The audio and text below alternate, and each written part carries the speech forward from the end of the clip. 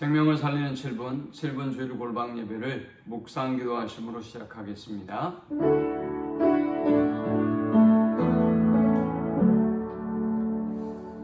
우리의 산 소망이신 주님, 지금 우리는 너무나 두렵고 힘든 상황 가운데 있습니다.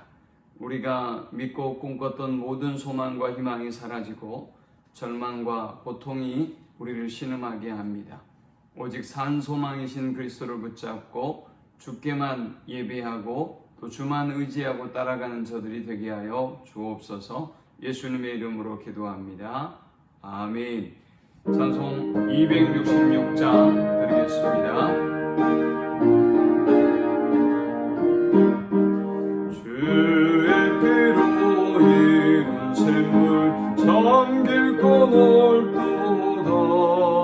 구원하는 그 신능력 다 찬송할지라. 찬송하세 주의 보혈 그 샘이 지금 나아가 죄의 깊이 빠진 이 몸 그 피로 씻어 맑히는 죄악 세상의 힘으로 거룩한 길 가는 나의 마음 성전 삼고 주께서 계시네. 찬송하세 주의 보혈 그 샘이 지금 나아가 죄의 깊이 빠진 이 몸 그 피로 씻어 맑히네. 주 예수를 깊이 아는 놀라운 그네 하늘나라 즐거움이 매일 새롭도다. 찬송하세 주의 보혈 그 샘이 지금 나아가 죄의 깊이 빠진 이 몸 그 피로 씻어 맑히네. 이 시간에 주시는 살아계신 하나님의 말씀은 신약성경 베드로전서 1장 3절에서 7절까지의 말씀입니다. 우리 주 예수 그리스도의 아버지 하나님을 찬송하리로다. 그의 많으신 긍휼대로 예수 그리스도를 죽은 자 가운데서 부활하게 하심으로 말미암아 우리를 거듭나게 하사 산 소망이 있게 하시며 썩지 않고 더럽지 않고 쇠하지 아니하는 유업을 있게 하시나니 곧 너희를 위하여 하늘에 간직하신 것이라. 너희는 말세에 나타내기로 예비하신 구원을 얻기 위하여 믿음으로 말미암아 하나님의 능력으로 보호하심을 받았느니라. 그러므로 너희가 이제 여러 가지 시험으로 말미암아 잠깐 근심하게 되지 않을 수 없으나 오히려 크게 기뻐하는도다. 너희 믿음의 확실함은 불로 연단하여도 없어질 금보다 더 귀하여 예수 그리스도께서 나타나실 때 칭찬과 영광과 존귀를 얻게 할 것이니라. 아멘. 주 64년 로마에는 큰 화재 사건이 일어났습니다. 로마 거의 전역에 큰 영향을 줄 만큼 엄청난 규모의 화재였습니다. 이 화재로 말미암아서 어려움을 겪게 되었던 네로 황제는 이 화재의 원인을 그리스도인에게 돌립니다.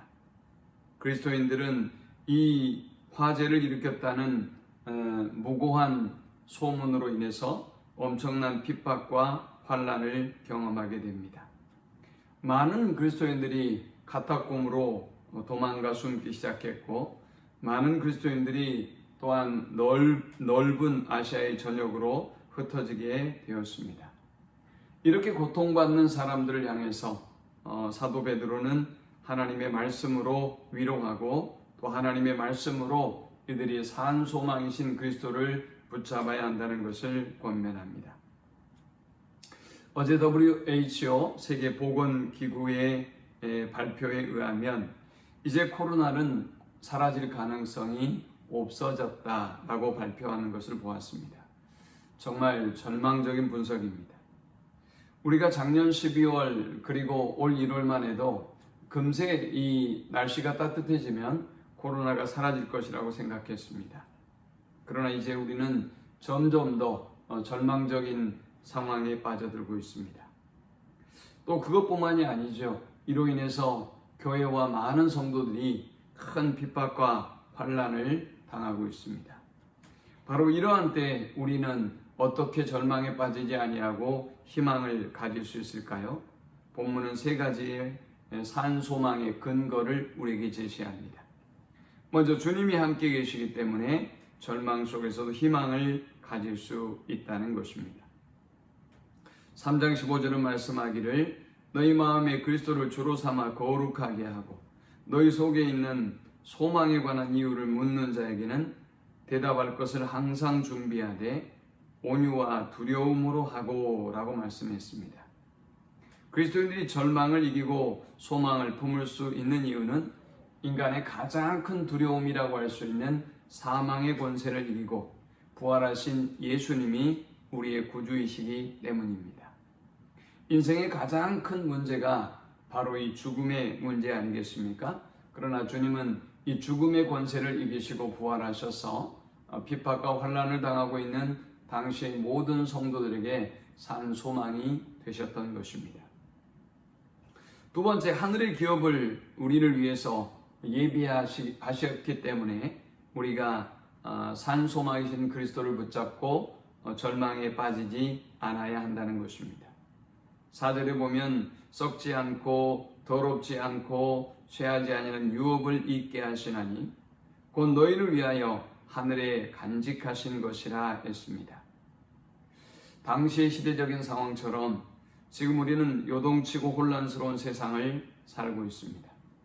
우리가 믿었던 산업과 또 직장이 흔들리고 있고 많은 상황들이 우리가 전혀 믿을 수 없는 그런 상황으로 변해가고 있습니다. 산이 흔들리고 땅이 요동치는 그런 고통과 아픔을 우리가 경험하고 있습니다.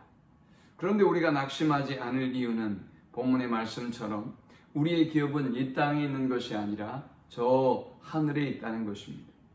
주님은 우리를 위해서 저 하늘의 기업을 예비해 두셨기 때문에 우리가 결코 낙심하거나 절망할 수 없는 것입니다. 마지막 세 번째는 하나님이 우리를 보호하고 계시기 때문에 결코 흔들리지 말아야 합니다. 전능하신 하나님의 능력이 우리를 보호하고 있고 또 우리와 더불어 이 모든 환난과 어려움을 함께 당하고 계시기 때문에 우리는 결코 낙심하지 아니하고 이겨낼 수 있는 것입니다. 너희 믿음의 시련이 불로 연단하여도 없어질 금보다 귀하여 예수 그리스도에 나타나실 때에 칭찬과 영광과 존귀를 얻게 하려 함이라 했습니다. 주님은 이러한 이 시련의 과정을 통해서 우리의 믿음을 금보다 더 귀하게 하실 것이라고 말씀합니다. 그리고 주님이 나타나실 때 칭찬과 영광과 존귀를 얻게 하실 것이라고 말씀합니다.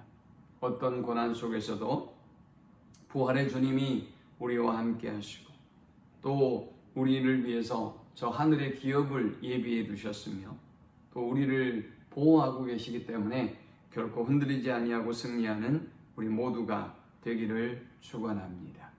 우리의 산 소망이신 주님, 우리는 많은 시험과 환난으로 인하여 두려워하고 불안하고 혼란 가운데 빠져 있습니다.